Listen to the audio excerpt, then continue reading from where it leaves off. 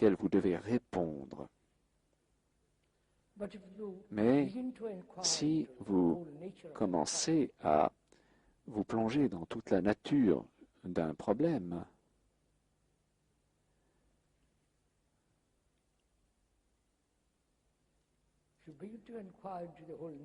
si vous commencez à vous pencher sur toute la nature d'un problème, qu'il soit le plus intime ou un problème mondial, comme nous l'avons dit, la signification de ce mot étymologiquement est quelque chose qui vous est lancé. Je me demande si nous avons remarqué à propos de cette question de problème que quand vous êtes un enfant, que vous êtes envoyé à l'école, il s'y présente alors le problème de l'écriture, le problème des mathématiques, le problème de l'histoire, de la science, de la chimie et de tout le reste. Donc, depuis l'enfance, nous sommes entraînés à avoir des problèmes. Prenez patience, je vous prie. Regardez la chose attentivement. Ainsi, notre cerveau est conditionné, entraîné, éduqué à avoir des problèmes. Observez cela pour vous-même. Et je vous prie, ne vous contentez pas d'écouter l'orateur.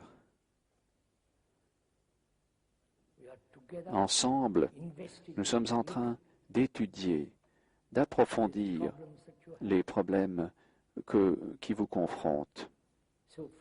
Donc, depuis l'enfance, nous sommes entraînés, éduqués, conditionnés à avoir des problèmes. Et quand de nouveaux problèmes surgissent, ce qui arrivera inévitablement, notre cerveau étant déjà plein de problèmes, essaye de résoudre un nouveau problème et par là augmente le nombre de problèmes. Et c'est ce qui est en train de se passer dans le monde. Les politiciens partout dans le monde augmentent problème après problème et ils n'ont trouvé aucune réponse. Alors, est-il possible? Écoutez, s'il vous plaît. Est-il possible d'avoir un cerveau libre de problèmes, de sorte que vous puissiez résoudre des problèmes, et non un cerveau encombré de problèmes? Est-ce possible? Également, si vous dites que ce n'est pas possible ou que c'est possible, vous avez stoppé votre recherche. Ce qui est important dans cette recherche, c'est qu'il faut avoir énormément de doutes, de scepticisme, sans jamais admettre quoi que ce soit selon les apparences ou selon votre plaisir ou la gratification que vous en tirerez. La vie est bien trop sérieuse. Nous devrions donc nous pencher non seulement sur la nature du conflit et des problèmes, mais encore, et peut-être est-ce encore bien plus important, où que vous alliez, si vous parcourez le monde, vous verrez que chaque être humain sur cette terre, que chaque être humain, qu'il vive en Russie, en Chine, en Asie, en Inde, en Europe ou ici, passe par des souffrances de toutes sortes.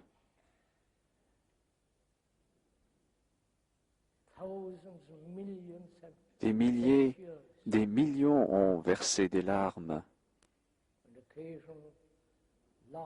ont ri occasionnellement. Chaque être humain sur cette terre a éprouvé une grande solitude, le désespoir, l'anxiété, la confusion, l'incertitude. Comme vous, chaque être humain, qu'il soit noir, blanc, pourpre ou de quelque couleur que vous vouliez, et psychologiquement, c'est un fait, une vérité, et non quelque chose inventé par l'orateur. C'est observable. Vous pouvez le voir sur chaque visage sur cette terre. Et ainsi, psychologiquement, vous êtes le restant de l'humanité. Vous pouvez être grand de taille, petit, noir ou blanc, ou de quelque couleur que ce soit, mais psychologiquement, vous êtes l'humanité. Je vous en prie, comprenez cela, non pas intellectuellement ou idéologiquement ou par hypothèse. Il s'agit d'un fait réel, d'une réalité brûlante, à savoir que psychologiquement, vous êtes le restant de l'humanité.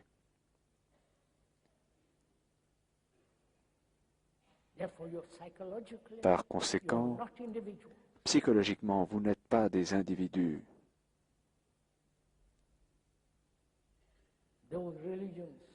Bien que des religions, certaines parties de l'hindouisme et du bouddhisme, exceptées peut-être, ont encouragé le sens d'une croissance individuelle en sauvant des âmes individuelles et tout cela. Mais en fait, dans votre conscience, cette conscience n'est pas la vôtre, elle est celle du restant de l'humanité, parce que nous passons tous par la même meule, le même conflit sans fin, et ainsi de suite. Quand on prend conscience de cela, non pas de façon émotionnelle, non pas en tant que concept intellectuel, mais comme d'une chose réelle, vraie, alors vous ne tuerez pas un autre être humain. Vous ne tuerez jamais autrui, que ce soit verbalement ou intellectuellement, idéologiquement ou physiquement, parce qu'alors vous vous tuez vous-même.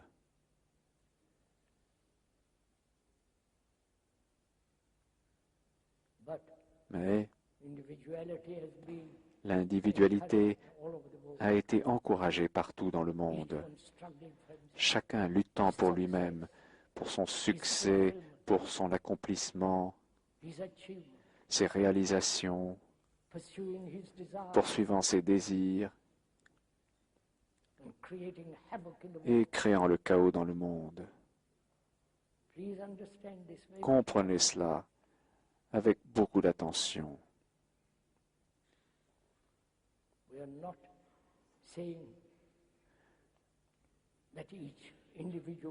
Nous ne disons pas que chaque individu est important.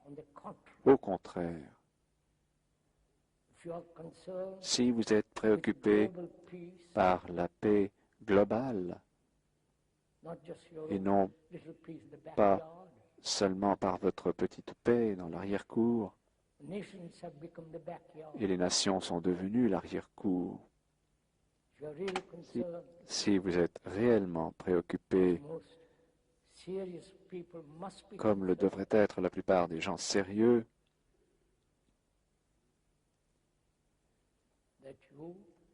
par le fait que vous êtes le restant de l'humanité, cela confère une grande responsabilité. Il nous faut donc revenir en arrière afin de découvrir par nous-mêmes pourquoi les êtres humains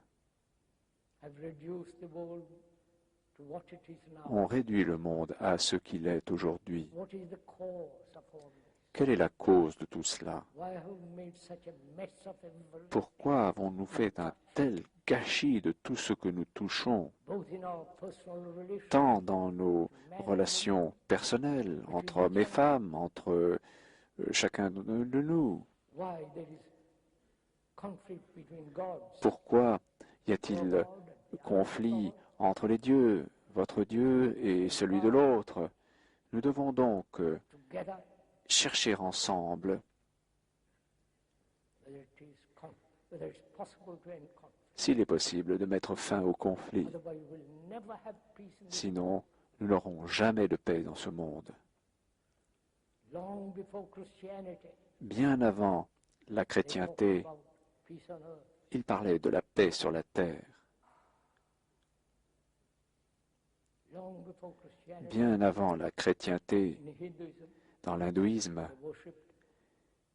ils adoraient des arbres, des pierres, des animaux, la nature, l'éclair, le soleil. Il n'y avait avant jamais aucun sentiment de Dieu parce que on considérait la terre comme, en tant que mère, devant être adorée, préservée, épargnée et non détruite comme nous le faisons maintenant. Donc, cherchons ensemble. Je vous en prie, je l'entends bien ensemble, et non que ce soit moi qui cherche et vous qui écoutiez superficiellement, étant d'accord ou en désaccord. Pourrions-nous cet après-midi écarter toute cette idée d'être d'accord ou en désaccord? Le ferez-vous? De sorte que vous et moi puissions regarder les choses telles qu'elles sont et non telles que vous pensez qu'elles sont, non selon votre idée ou concept de ce qu'elles sont, mais vous contentez de les regarder. Regardez la chose non verbalement, si c'est possible. Cela, c'est bien plus difficile.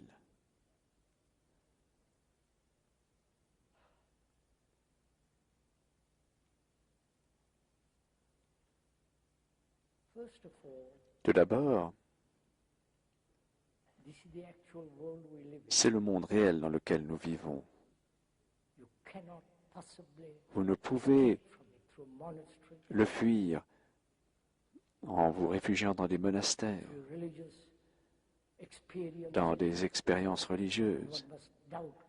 Et il faut mettre en doute toutes ces expériences.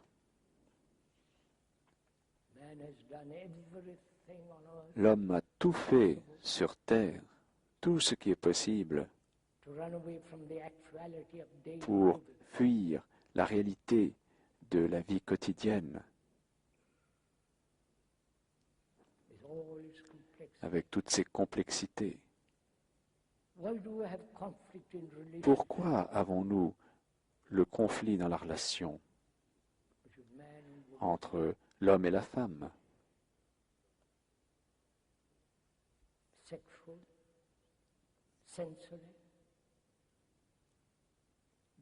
Une division sexuelle, sensorielle.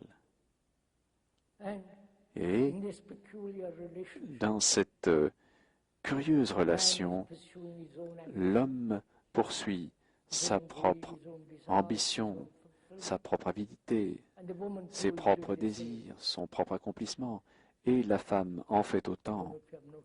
Je ne sais si vous avez remarqué tout cela par vous-même. Il y a donc deux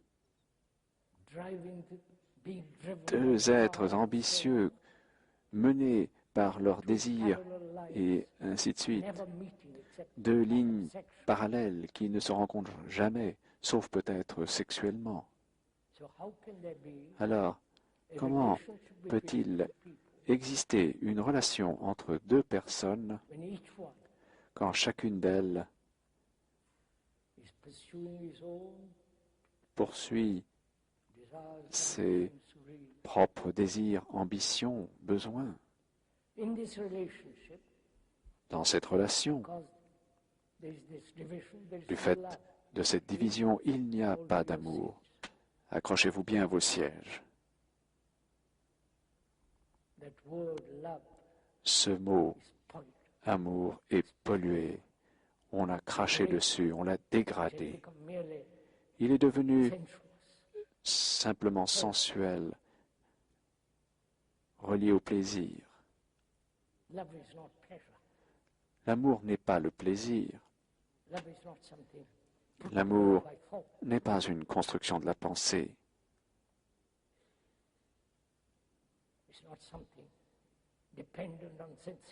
Il n'est pas dépendant de la sensation. Nous parlerons de cela un peu plus tard. Alors, comment peut-il exister une relation juste et vraie entre deux personnes quand chacune d'elles considère sa propre importance? L'intérêt pour soi est le commencement de la corruption, de la destruction, qu'il se situe chez un politicien ou chez le religieux, etc. L'intérêt pour soi domine le monde, d'où le conflit. Là où il y a dualité, séparation,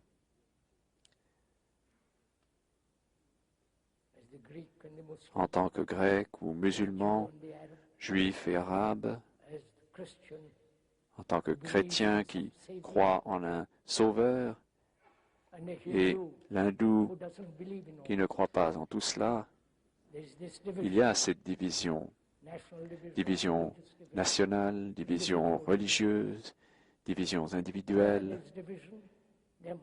Là où il y a division, il y a inévitablement conflit. C'est une loi.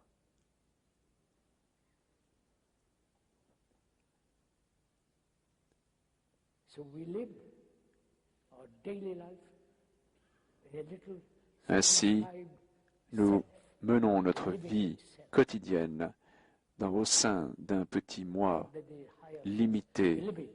Il ne s'agit pas du moi supérieur. Le moi est toujours limité et c'est la cause du conflit. C'est le nœud central de notre lutte, de notre douleur, de notre anxiété et tout le reste. Si l'on en prend conscience, comme devrait le faire la plupart des gens, naturellement, et non parce que l'on vous a dit de le faire ou parce que vous avez lu un livre de philosophie ou de psychologie, mais parce que c'est un fait réel. Chacun est préoccupé par lui-même. Il vit dans un monde séparé, tourné vers lui-même. Et par conséquent, il y a division entre vous et autrui, entre vous et votre religion, entre vous et votre Dieu, entre vous et vos idéologies. Alors, est-il possible de comprendre, non pas intellectuellement, mais profondément, que vous êtes le restant de l'humanité, Quoi que vous fassiez, que ce soit bon ou mauvais, affecte le restant de l'humanité, parce que vous êtes l'humanité. Votre conscience n'est pas à vous. Votre conscience est constituée de son contenu. La conscience est constituée de son contenu. Sans le contenu, il n'y a pas de conscience. Votre conscience, comme pour le restant de l'humanité, est constituée de croyances, de peur, de foi, de Dieu, d'ambition personnelle et tout le reste, de peur et tout cela. Toute votre conscience est constituée de tout cela qui a été rassemblé par la pensée.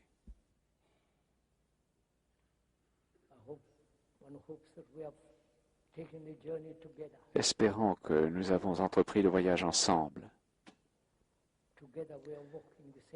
qu'ensemble nous marchons sur la même route et que vous n'êtes pas en train d'écouter une série d'idées. Nous ne sommes pas à la poursuite d'idées ni d'idéologies, mais en train de confronter la réalité. Parce qu'à partir de cette réalité, en dépassant cette réalité, réside la vérité. Et quand se présente la vérité, c'est la chose la plus dangereuse. La vérité est très dangereuse parce qu'elle engendre une révolution en soi. Question. Pardon, serait-il possible d'augmenter le volume? Krishnamurti. Excusez-moi, excusez l'orateur s'il ne répond pas aux questions. Parce qu'alors, cela nous distrait. Vous savez, il est bon de poser des questions.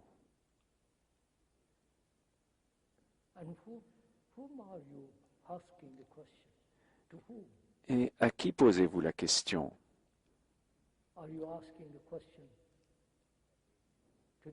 La posez-vous à l'orateur?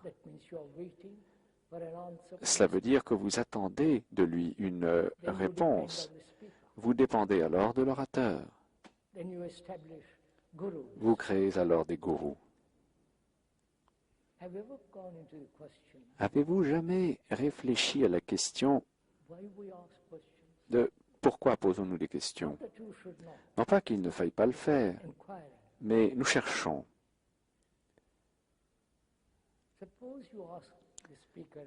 Supposez que vous posiez une question à l'orateur et qu'il y réponde.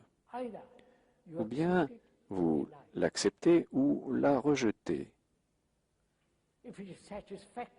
Si elle vous satisfait, selon votre conditionnement ou votre arrière-plan, vous dites alors oui, je suis d'accord avec vous, entièrement. Ou bien, si vous n'êtes pas d'accord, vous dites quelle absurdité. Mais si vous commencez à étudier la question elle-même, la réponse est-elle séparée de la question? Ou bien la réponse repose-t-elle dans la question elle-même? Le parfum d'une fleur est la fleur.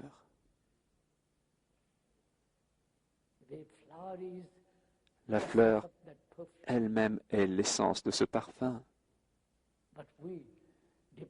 Mais nous dépendons tant des autres afin d'être aidés, encouragés à résoudre nos problèmes.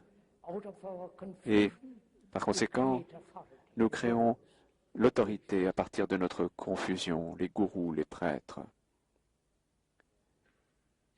Alors, je vous en prie,